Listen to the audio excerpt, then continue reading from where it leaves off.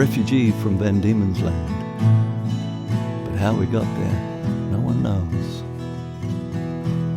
For his features were Native American, coppery bronze, jet black hair, and flashing black eyes.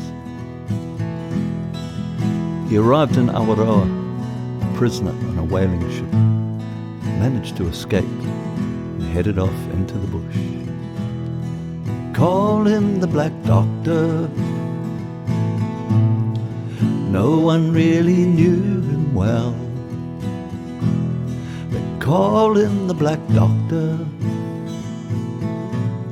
I'm sure he had a tale to tell. And he built his house on a slanting broadleaf tree on the banks of the Wahapai River. And he believed one day the world would turn upside down and those without proper attachment would drop off into space. And he lived with cats and dogs and birds and had a magnificent garden from which he would procure herbal remedies. They called him the Black Doctor. No one really knew him well. They called him the Black Doctor. I'm sure he had a tale to tell. They say he was a trifle vain, would head into town, a white bell topper, dark velvet coat, and a gold-tipped cane. And he made magnificent kites, and the children would come out and follow him, just like the Pied Piper. And in his garden was a huge swing on which he would disport himself, eyes closed, deep in thought.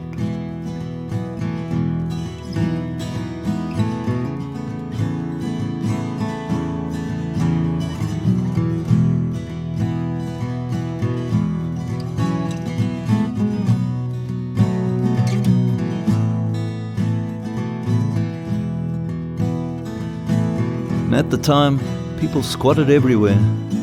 By and by, the owner of the land appeared, and the doctor was evicted. He was moved into an ordinary house in town. He died soon after. So remember, we should look after the craftsmen, kite makers, black doctors, and musicians of this world.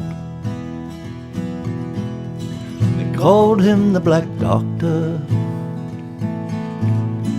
No one really knew him well. They called him the Black Doctor. I'm sure he had a tale to tell.